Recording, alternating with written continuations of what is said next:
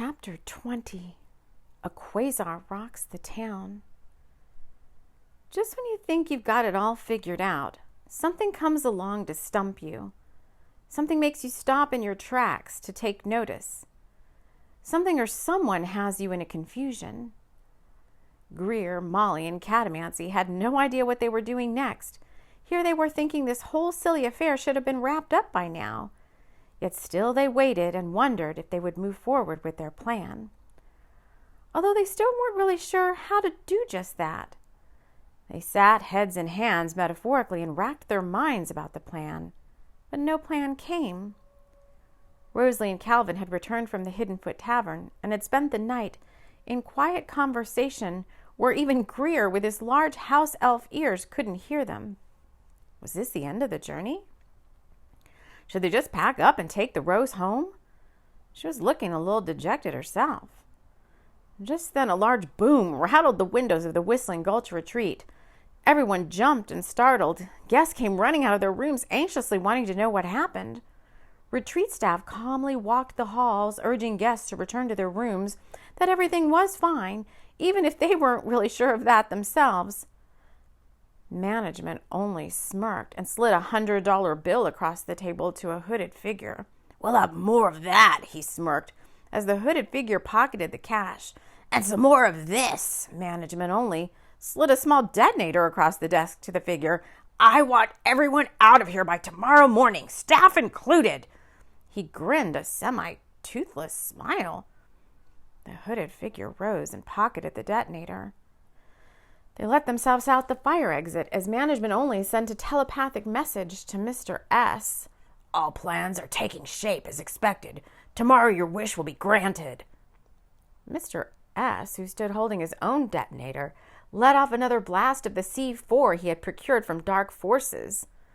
The blast ripped through the trees in the forest of forbidden bears, upsetting birds off their nests and throwing dead leaves into the air. Even Canton Kara in her fairy realm felt the jolts of the blast. It reminded her of the time in another lifetime when a quasar had destroyed her planet. The Death Star's force so strong, the planet's gravitational force spun out of control as the inhabitants of CJX-47 struggled to jettison off the dying planet. How could this be happening again? She felt her nerves kick in. Do fairies have nerves? The bear people of the Forest of Forbidden Bears shivered, but did not budge. The time had come to initiate their plan.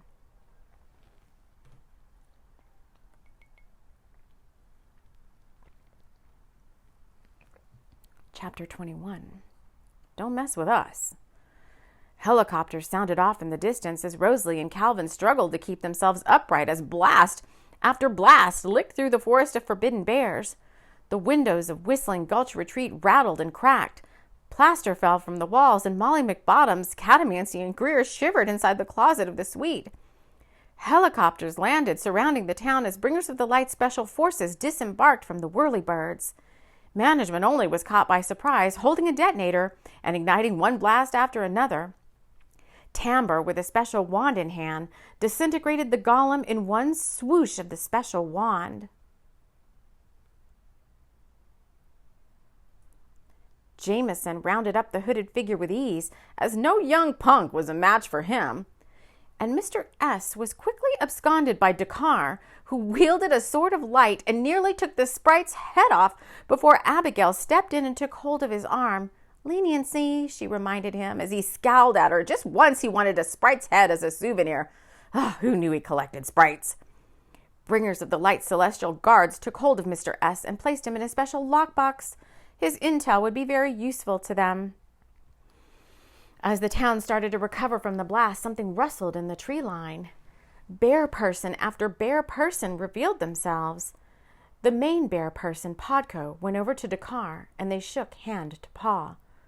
Rosalie and Calvin both received a text on their phones to come downstairs, where they were greeted by Highcore.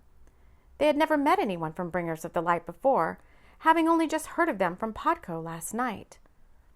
Highcore introduced himself and asked the pair to return with him to Bringers of the Light HQ. He had a business proposition for them. Work with the Bringers of the Light as special agents for the Celestial Forces Division. Would they accept this proposal? Only time would tell. As for Greer, Molly McBottoms, and Catomancy, they were greeted by a very debonair but slightly cocky crow named Orion Ben. He showed them out to one of the helicopters and even helped them load the now very wilted Rose of San Juan Capistrano into it. Had the Rose even been able to make its debut and save the day? Some would say so, that this entire time as the road exuded its special powers of strength, confidence, and courage, Rosalie, Calvin, the bears of the forest, and many others were helped by its secret magic. The reason the Rose seemed so drained of its power is it silently helped behind the scenes.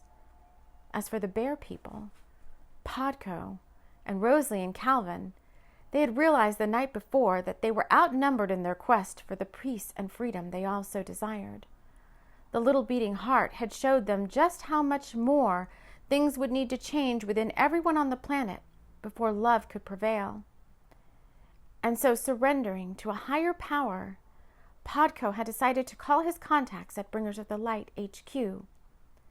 Because for right now, what was needed was just a little more help from our friends. The end. So I hope you enjoy The Rose of San Juan Capistrano. This is a part of my Bringers of the Light series of books. All my ebooks, if you're interested in finding more of them, are free to read on all major ebook providers: Google Books, Apple Books, Barnes & Nobles, my Smashword publisher. Links to those things are in the notes of these audiobook episodes. And I hope you'll join me for more as we do a little bit more magical fun and use these channeled fiction tales for the Bringers of the Light on my podcast, Bringers of the Light Sundays. That podcast is TLC for the Soul. And we work these through chapter by chapter on Sunday mornings on the podcast and on TLC for the Soul for YouTube, where we have a whole bunch of other content, other audiobooks. I'm slowly putting all of my published books. I think I have over 15 published books out there on audiobook now. So you're sure to find something you need. Just scroll around in there on the channel, and something you need or something that's meant for you will pop up if you just close your eyes, take a deep breath, scroll around, put your finger down. There'll bound to be messages and magic there just for you. Again, this is Tammy Lynn Chambers. I want to thank you so much for joining me, and we will talk to you again soon. Take care.